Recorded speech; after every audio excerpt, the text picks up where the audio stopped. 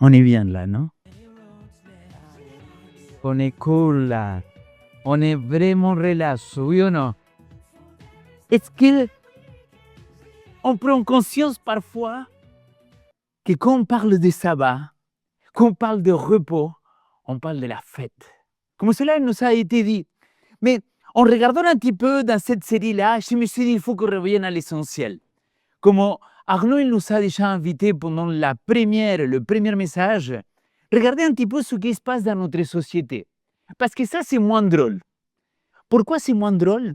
Parce que la vérité, c'est que aujourd'hui en Suisse, une personne sur six, il doit avoir déjà souffert un burn-out, un épuisement au travail. Et quand tu viens seulement à la partie romande, la partie de Tessin et la partie française, quand tu viens ici, il y a une personne sur 4 qui ont déjà vécu un burn-out. Et tu te dis comment c'est possible que le monde de la société dans laquelle nous vivons, un pays comme la Suisse, que c'est un pays riche, que c'est un pays que normalement il manque de rien, comment c'est possible qu'aujourd'hui, il y a autant de personnes qui sont dans un burn-out? Pourquoi les jeunes ne peuvent pas prendre ça un peu plus relax? Take it easy. Pourquoi ils n'arrivent pas? En réalité, il y a quelque chose qui va faire beaucoup de mal. Parce que pour pouvoir répondre à nos besoins, on va avoir besoin de travailler. Vous savez quel est le moyen en Suisse des heures de travail par semaine? Est-ce que vous avez une idée? Combien? Qui a dit 42? 42, c'est la limite de ce qu'on devrait travailler. La moyenne en Suisse, c'est 55 heures par semaine. C'est la folie, les amis, parce que tu te rends compte à quel point la Suisse, en tout cas dans notre pays aujourd'hui, ici à Genève, on bosse.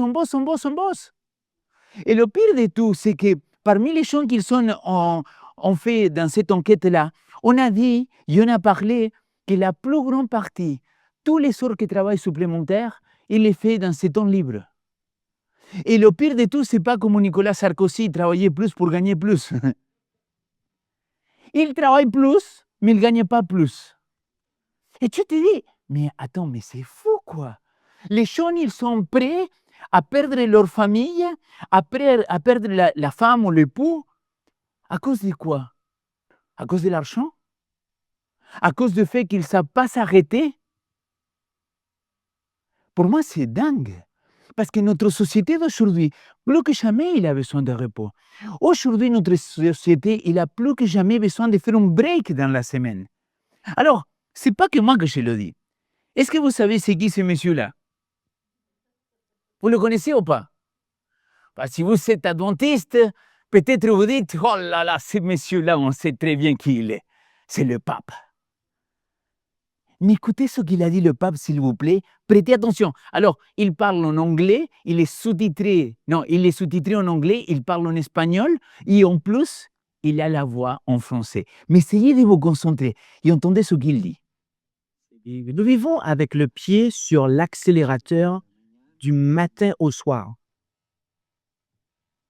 Cela ruine la santé mentale, la santé spirituelle, ainsi que la santé physique.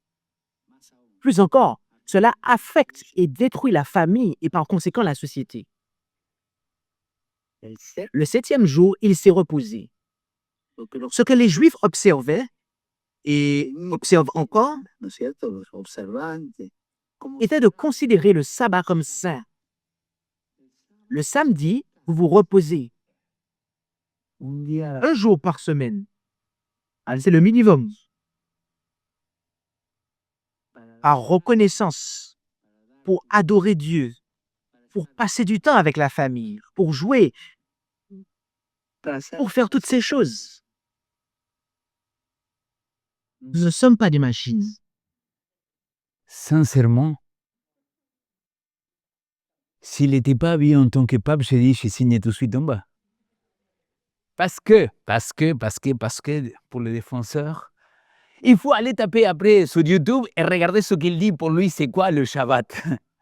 Ça, c'est intéressant. Tapez sur YouTube et vous dites pape et vous écrivez pape et ça va. Et vous allez voir ce qu'il dit après de cela. Mais je suis tellement d'accord avec ce qu'il est en train de dire. La société d'aujourd'hui, il a besoin de revenir au Shabbat, au sabbat, à 6 temps de repos. Et la société, il ne se rend pas compte à quel point le sabbat, il est si présent.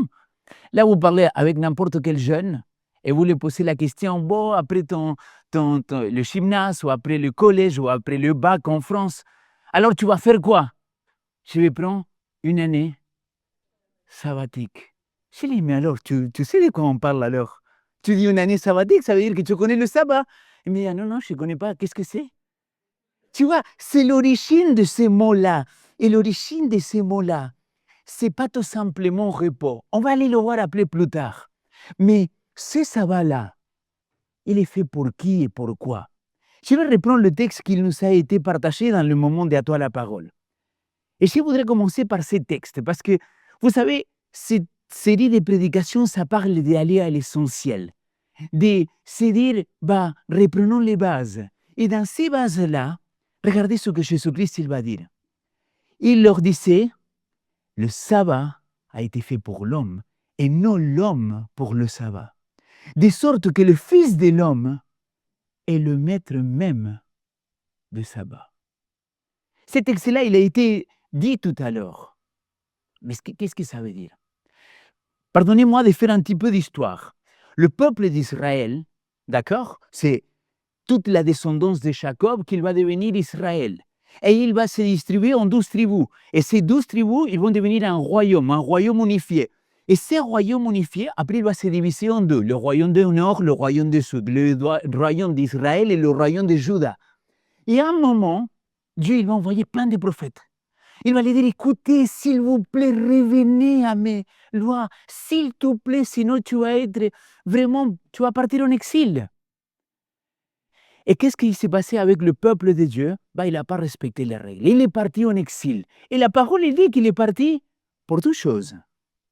La première, c'était l'idolâtrie, adorer d'autres dieux. Et la deuxième aussi, c'était pour ne pas observer les sabbats. Tu te dis, mais attends, mais c'est fou ça. Non, c'est comme ça. Donc pendant que le peuple de Dieu, il a été en exil, ils se sont dit, le jour qu'on reviendra, on va mettre des lois, tout type de lois, pour qu'on puisse respecter. Et c'est exactement ce que, à l'époque de Jésus, les pharisiens, ils faisaient, les maîtres de la loi, ils faisaient. Ils mettaient tellement de petites lois. Il ne faut pas marcher autant de pas. Il ne faut pas que tu fasses aussi le jour de sabbat. Il ne faut pas que tu fasses cela. Et d'une manière ou d'une autre, malheureusement, ces gens-là, bien intentionnés, ils sont devenus des sabbatistes, des idolâtres de sabbat. Et malheureusement, je connais un paquet de gens dans l'église adventiste que malheureusement, ils sont plus inquiets pour adorer le sabbat qu'adorer le maître le jour de sabbat. Et là, il y a un véritable problème. Quand le sabbat pour toi, il devient plus important que le maître, tu n'as rien compris. Tu te retrouves comme les Juifs. Pourquoi? Parce que Jésus-Christ, il dit, hey, mon ami, le sabbat, le but premier du sabbat, c'était fait pour toi. Pas toi pour le sabbat. Toi, tu ne dois pas être au service du sabbat. C'est le sabbat qui doit être au service de toi. Et là, il y a quelque chose d'intéressant dans ce texte-là. Parce que le texte, il dit, il était fait pour l'homme. Et là, dans ma nouvelle Bible seconde, il était avec une petite H. Et donc, je me suis dit, tiens, est-ce que c'est seulement pour les mecs? C'est que nous, qu'on doit se reposer et vous, mesdames, allez travailler pendant ce jour-là? Alors non. Ici, le texte, c'est vraiment anthropos, c'est l'humanité tout entière qui doit prendre ce temps-là. Et c'est à partir de là que je voudrais revenir dans le passé et dire d'où il vient cette notion de sabbat. Ben, il nous avait montré cette image pour nous parler de la Bible, de comment l'essentiel c'était revenir à la parole de Dieu. Et c'est là qu'on va retrouver dans cette parole les 10 commandements. Est-ce que vous avez déjà entendu parler des 10 commandements? Les 10 paroles que c'est Dieu qui va les donner à qui? À Moïse sur le mont Sinaï. Et donc, du coup, la parole, les 10 paroles, ils vont dire ça. Donc, c'est le 4e commandement, selon la Bible. Et je vous invite à le lire avec moi. Souviens-toi du sabbat pour en faire un jour sacré, mis à part. Pendant 6 jours, tu travailleras et tu feras tout ton ouvrage. Mais le 7e jour, c'est un sabbat pour le Seigneur, ton Dieu. Tu ne feras aucun travail, ni toi, ni ton fils, ni ta fille, ni ton serviteur, ni ta servante, ni tes bêtes, ni les immigrés qui sont dans tes villes. Car en 6 jours, le Seigneur a fait le ciel, la terre, la mer et tout ce qui se trouve. Et il s'est reposé le 7e jour. C'est pourquoi le Seigneur a béni le sabbat et a fait un jour sacré. Alors, je sais que parmi vous, beaucoup parmi vous, vous connaissez ces textes-là peut-être par cœur. Mais je voudrais faire une petite remarque, peut-être vous ne le savez pas. Souvent, on nous a dit que les 10 commandements, on peut les diviser en 2 parties. Les 4 premières sont en relation avec Dieu et les 6 dernières qui sont en relation avec mon prochain. Tu ne tueras pas, tu ne commettras pas d'adultère, etc., etc., etc.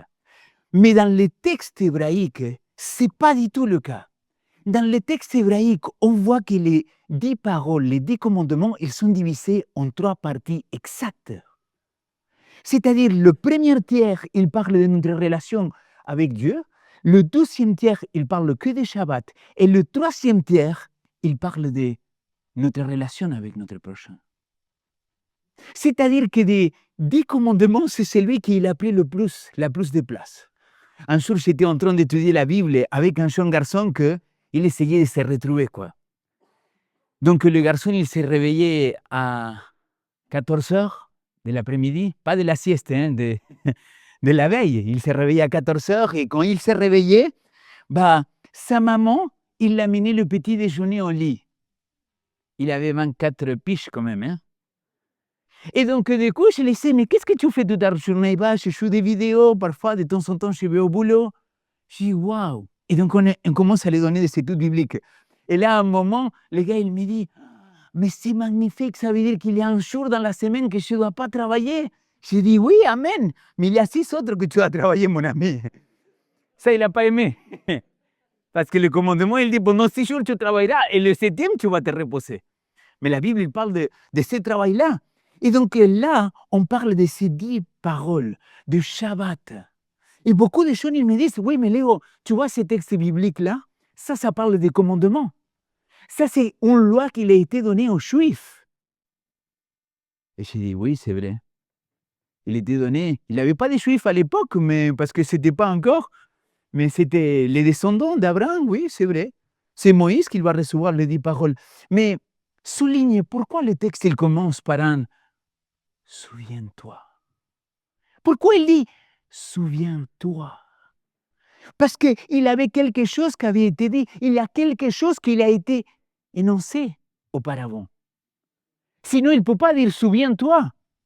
Et la 2e partie du commandement, il dit quoi?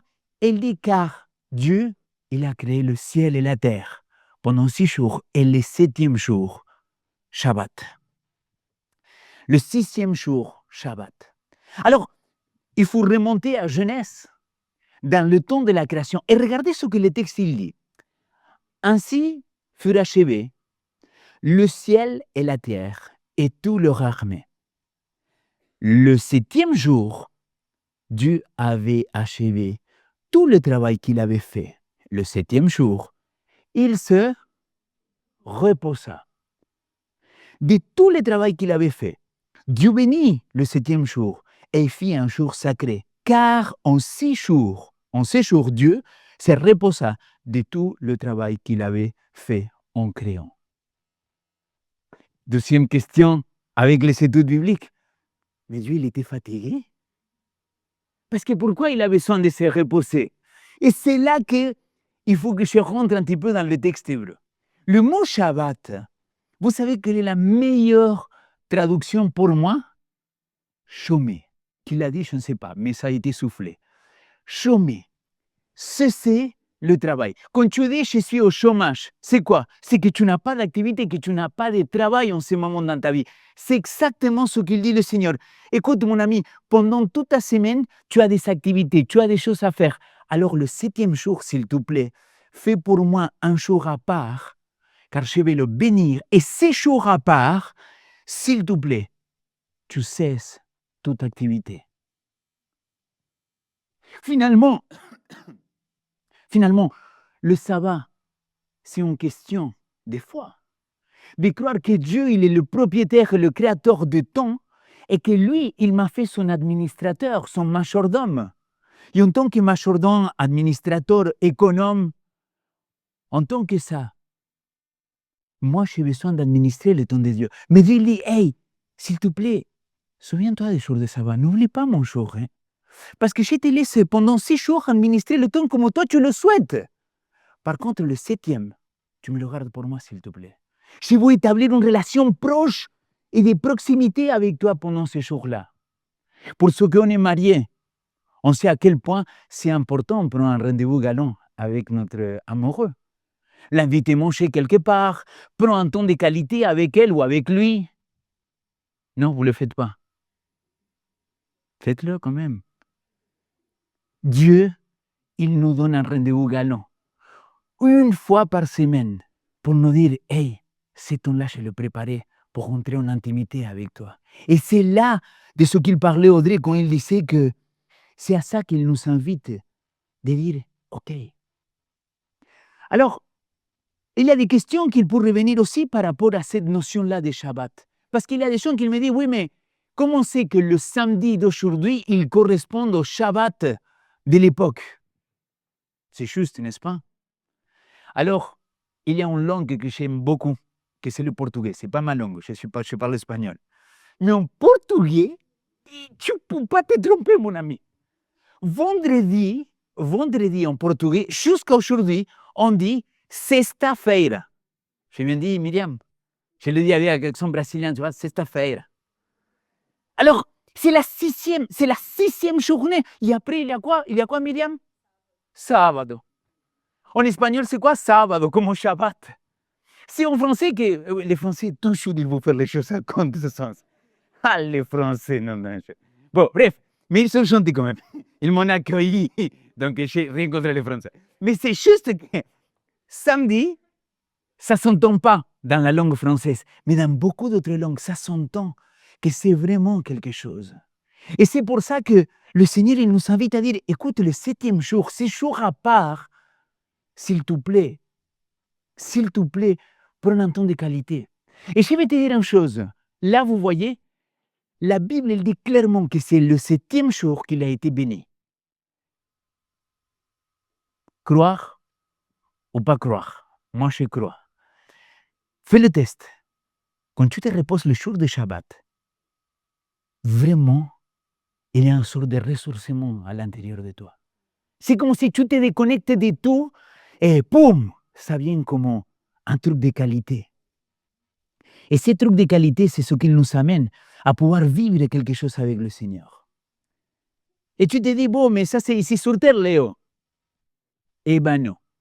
Ésaïe chapitre 66, versets 22 et 23, c'est l'avant-première de ce qu'Apocalypse chapitre 21, il va dire sur la nouvelle terre. En effet, comme le ciel nouveau et la terre nouvelle que je vais subsisteront devant moi, déclaration du Seigneur, ainsi subsisteront votre descendance et votre nom. Des nouvelles lunes en nouvelles lunes et des Shabbats, des sabbats en sabbats, tous viendront quoi? Se prosterner devant moi, dit le Seigneur. L'ami, le sabbat, c'est quelque chose que tu commences à le vivre ici sur terre, mais que ça va continuer pour l'éternité. Pour l'éternité, on va revenir envers Dieu. Et tu te dis, mais pourquoi, Léo? Pourquoi c'est si important? Regardez, voyons les choses d'une manière astronomique, d'accord? Si je vous demande comment aujourd'hui on peut savoir c'est quoi une année, c'est le temps que la Terre, elle prend pour faire quoi? Le tour au soleil, n'est-ce pas? Si on prend, comment on peut savoir quels sont les mois? À cause de la Lune, comment il va se positionner de différentes manières. Si nous voulons savoir c'est quoi un jour, tous les anciens, ils contrôlaient comment? Des couchers de soleil à coucher de soleil. Par contre, pourquoi la semaine, il a 7 jours et pas 8, 10 ou 5? Vous avez déjà réfléchi à ça? D'où il vient que la semaine, il a 7 jours? L'empereur Napoléon, encore en français, non, c'est pas vrai, pardon les français, c'est juste une blague. Pardon. Il a essayé de changer parce que comme lui, il ne voulait pas un attachement à tout ce qui était religieux, il voulait une laïcité complète. Il a dit, on va changer la semaine parce que je ne veux pas un retour, il y a un rappel à la création. Donc, on va le changer et on va la mettre quoi? On va la mettre une semaine de 10 jours. Vous savez ce qui s'est passé, selon l'histoire, hein? C'est qu'ils sont devenus fous. Ils n'arrivaient pas à savoir comment faire et donc ils ont dû revenir aux 7 jours.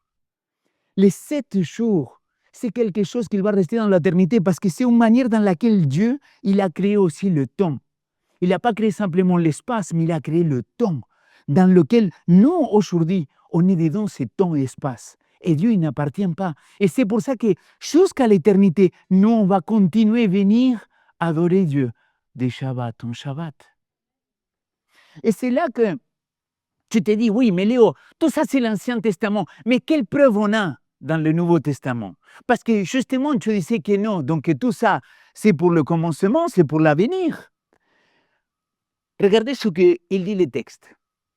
Je vous montre 4 textes. On ne va pas tous les lire. Luc chapitre 4, verset 46. Jésus va à Nazareth, où il avait été élevé. Et il s'est rendu à la synagogue. Selon quoi? Selon quoi? La coutume de qui?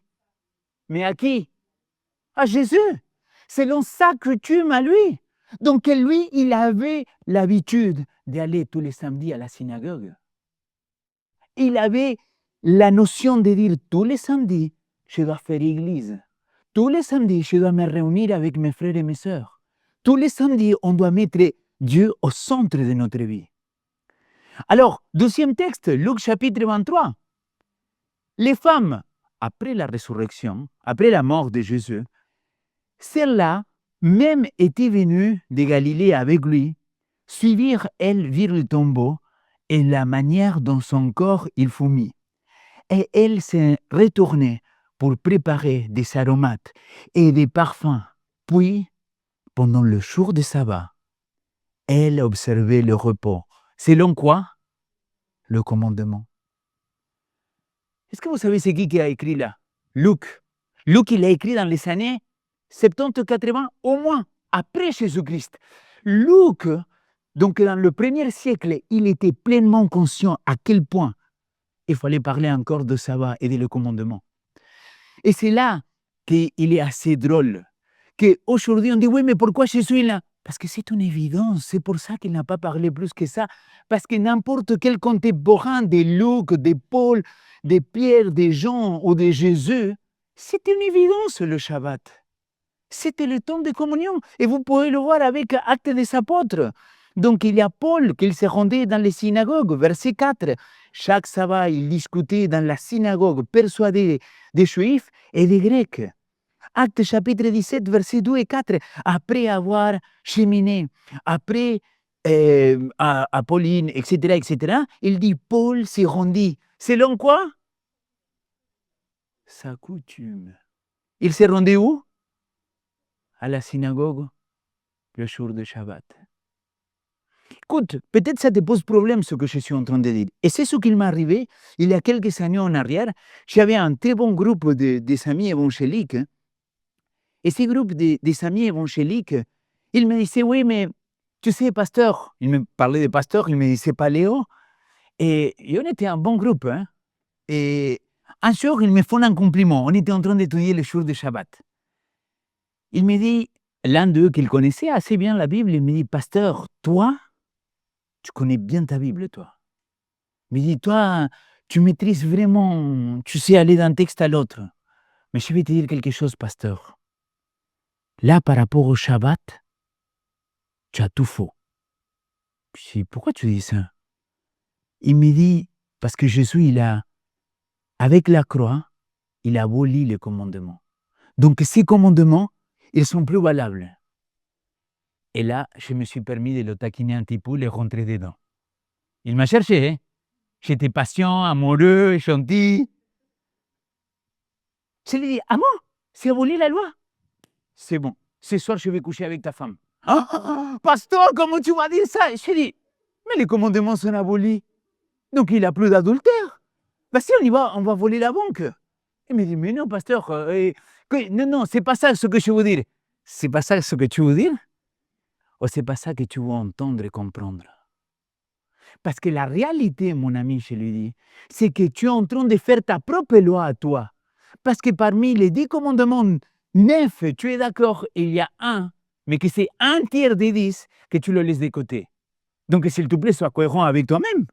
Parce que sinon, pourquoi Jésus-Christ, il va garder le sabbat? Pourquoi il y a chacune de ces personnes-là qui vont garder ces jours spéciaux? Un jour de repos, un jour dans lequel tu dis relax, take it easy. Il ne faut pas qu'on se prenne la tête aujourd'hui. Relax. Vous savez pourquoi? Parce que l'ennemi, il a toujours essayé de faire une contrefaçon. Et l'ennemi, aujourd'hui, et c'était le premier message, ce grand conflit aujourd'hui que nous sommes là-dedans, il nous a dit Arnaud. Dans ces grands conflits, l'ennemi, il a un but. C'est de maintenir tellement occupé, tellement dans tes affaires, que tu oublies qui est ton créateur, que tu oublies prendre ce rendez-vous galant avec lui pour passer du temps avec lui, que tu oublies que ce jour-là, il a été béni et que ça a été donné pour toi comme un cadeau pour te ressourcer. Et quand toi, tu perds ça, bah là, il t'a eu. Je voudrais finir avec ce texte-là. Si tu te gardes de piétiner le sabbat, de t'occuper de tes propres affaires, en mon jour sacré, dans mon jour mis à part par moi, c'est pas toi que tu peux choisir quel est le jour. C'est pas toi que tu peux choisir quel est le jour béni par le Seigneur. Ça ne te correspond pas.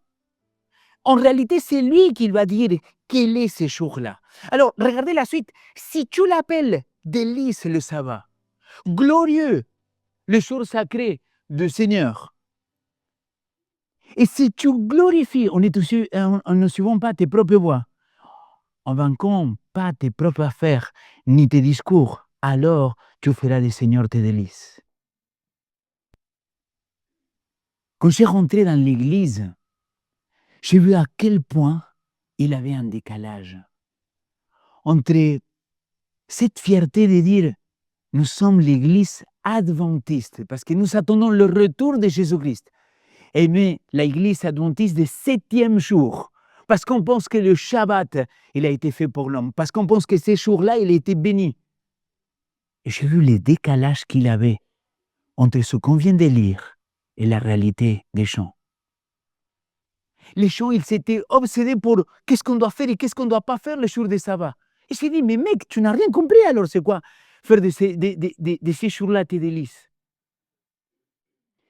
Et cette expression-là, si tu fais tes délices du sabbat, vous voyez ce qu'il suit?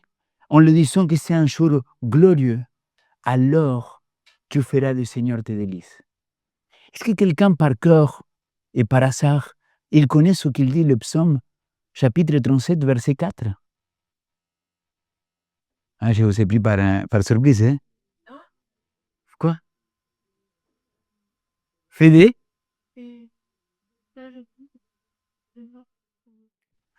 du Seigneur tes délices, et il te donnera ce que ton cœur désire. Cette expression-là, c'est la même qu'il existe ici. Et si faire du Seigneur ses délices, ça passe exactement par cela, par prendre un temps à part avec lui, un temps dans lequel je ne fais pas mes propres affaires, mes propres activités, mais plutôt celles que lui, il m'invite à faire. Et ces jours-là, à partir du moment que je rentre dans cette dimension-là, peut-être le Seigneur, il me donnera ce que mon cœur désire. Et non, je ne prêche pas un évangile à Dubaï, c'est que je le crois tellement, les amis. Je le crois tellement. Là, quand je suis arrivé en France, je vous ai déjà raconté une partie de l'histoire. Quand je suis arrivé en France, j'ai arrivé un vendredi. OK? J'ai arrivé, je pense, décembre 2006 en France. Et il avait mon oncle qui habitait à Paris, il habitait à Saint-Denis, donc c'est dans le banlieue parisien. Et mon oncle, il habitait dans une cave, un truc vraiment film d'horreur, quoi. Je dis, qu'est-ce que tu fais là, tonton? Et que tu rentrais, tu devais te baisser comme ça, c'était un truc impressionnant. La chambre, elle était comme ça, on dormait toi là, c'était... Et je me rappelle que mon oncle, il me dit, bon Léo, toi et tes idéaux, c'est super sympa, mais tu vas devoir travailler les jours de sabbat. Je lui ai dit, tonton, je ne suis pas prêt à négocier cela. On fait ce que tu veux, mais le sabbat, je ne travaille pas. Oui, mais tu vas gagner moins d'argent. Je m'en fiche, tonton. Mon papa aussi, il est tellement riche, il va me donner tout ce que j'ai besoin. Et il m'a dit, mais non, tu ne comprends pas, Léo, tu vas gagner 50 balles par jour. Donc un jour de plus, ça te fait quand même 200 balles dans le mois. Pas de problème, tonton. Je reste fidèle. Et là, il y avait des gens qui venaient et me disaient, oui, mais tu ne comprends pas. Il y avait un garçon bolivien qui il habitait juste en face de là où il habitait mon oncle. Le gars, il avait été un ancien colporteur. C'est ce qu'il vendait des livres. Et donc, quand il me voit, il me dit, toi, tu es un dentiste, toi? J'ai dit, oui. Il me dit, je lui ai dit, tu connais? Bien sûr, il me dit, je connais. Et là, on commence à discuter, on commence à échanger. Et le gars, il me dit, oh, mais tu sais qu'ici, tu ne vas pas pouvoir garder ton 7e jour. Et je lui ai dit, lui, il ne sait pas avec qui il parle. Je me l'ai pété grave, quoi. Parce que moi, je me suis dit, comment que je ne vais pas arriver à garder? Bien sûr que je vais garder. Je vais garder à tel point que je vais pouvoir même être béni. Le gars, il dit ça. Samedi matin, je sors pour aller trouver une église hispanique le lendemain à Paris. Et mon oncle, il reçoit un coup de téléphone pour dire que lundi, il pouvait venir travailler, alors que ça faisait 3 mois qu'il ne travaillait pas. Et ce samedi-là, il a dit, est-ce que tu as quelqu'un pour venir avec toi pour te donner un coup de main? Mon oncle, il a dit, oui, c'est mon neveu. Et je suis venu travailler avec lui. Et on a commencé à travailler. Et depuis ces jours-là, les amis, jamais le travail, il m'a manqué. Mais jamais. Mais le mieux, c'est que j'ai commencé à travailler avec un Colombien qui avait beaucoup de bâtiments, beaucoup d'entreprises, beaucoup de chantiers, quoi. Et j'ai travaillé avec lui. Et un jour, il me dit, Léo, j'ai besoin que... Il me disait l'argentin, en réalité. Il me disait l'argentin. Argentino, venga, tengo que trabajar. Et je lui ai dit, pardon, j'avais fait le chip en espagnol, oh là là. Et je lui ai dit, écoute, Don Arnaldo, désolé, mais le sabbat, je ne travaille pas. Mais c'est quoi ça? Et là, il a commencé à m'écrire. Je lui ai dit, patron, vous pouvez vous fâcher tout ce que vous voulez. Demain, je ne viendrai pas. Alors, si tu ne viens pas demain, tu ne viens plus jamais. Je n'ai marre de toi. Comment c'est possible que tu ne travailles pas le sabbat? Et c'était le samedi. Et je lui ai dit, tu sais, patron, moi, comme je ne vole pas à mon Dieu, son temps qu'il m'a accordé pour lui, jamais de la vie je te volerai. Et ça, pour toi, c'est un gain. Je me l'ai pété grave avec le Seigneur. Et là, le gars, il m'a dit, casse-toi d'ici, je ne veux plus jamais te voir. Ok, je suis parti. Lundi, 9h du matin, j'étais à la maison, en train de voir mon maté, tranquille, en train de faire ma méditation. J'étais serein, hein, vraiment tranquille, parce que je savais que j'avais fait le bon choix. Je ne vais pas vendre mon cœur ni mon obéissance au Seigneur pour un job, ni pour une activité quelconque. Et je lui dis, Seigneur, ça t'appartient maintenant. 9h du matin, il m'appelle. Où es-tu, Léo? C'est chez moi. Pourquoi tu n'es pas venu travailler? Bah parce que vendredi, tu m'as viré. Il me dit, non, mais j'ai besoin de toi. Je dis, si tu veux. Mais le sabbat, je ne travaille pas. Et depuis ce jour-là, dans l'entreprise, tous les employés me connaissaient pour le sabbatiste, celui qui ne travaillait pas les jours de sabbat. Les amis, si nous prenons le choix de garder le sabbat, de cesser nos activités pendant ces jours, je pense que vous allez être carrément bénis. Vous allez être ressourcés pendant ces jours-là. Pendant toute la série, Arnaud, Benjamin, on a lancé des challenges, des défis. Mon challenge, il est beaucoup plus simple que lire la Bible en 100 jours. Hein? Pour ce qu'on est en train de le faire, il faut prendre le temps. Mon challenge, il est beaucoup plus simple.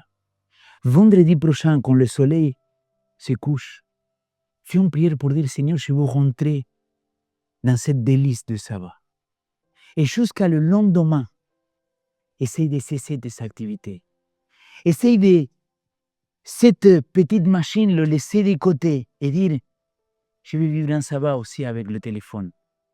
Je vais vivre un sabbat aussi des réseaux sociaux. Je vais vivre aussi un sabbat, cesser l'activité de tout ce que j'ai fait d'habitude. Et je t'invite à revenir ici et nous partager à toi la parole, ce que le Seigneur il a fait pour toi. Amen. Merci d'avoir regardé cette vidéo jusqu'au bout. Si elle t'a inspiré ou touché, n'hésite pas à liker, à partager et surtout t'abonner pour ne rien manquer. Rejoins la famille Vivo pour des messages qui t'inspirent, t'aident à avancer chaque semaine. Dis-nous aussi en commentaire ce que tu as retenu ou aimé dans cette vidéo. Je te dis à très bientôt pour une nouvelle vidéo. Reste connecté avec notre Seigneur Jésus-Christ.